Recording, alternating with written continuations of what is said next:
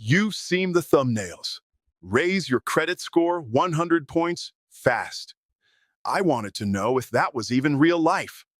So for 60 days, I followed the internet's best credit hacks to see if I could actually move my score by 100 points. For weeks, I did everything they tell you to do.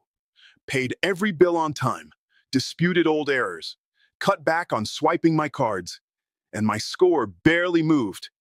I was this close to giving up. Then I found the one thing no one really explains well: credit utilization. It's not just what you pay, it's when you pay it. I started paying my balance down to almost zero before the statement closing date, not the due date. So when the bank reported to the bureaus, it looked like I was barely using my cards at all. That one timing shift changed everything. Focusing on that single tweak did more for my score than all the other hacks combined. So, did I actually hit the 100-point jump? You'll have to watch the full journey to see the final score reveal. If you want more honest, real-life credit experiments like this, hit like, subscribe, and drop your credit score goal in the comments. I might turn one of your goals into my next challenge.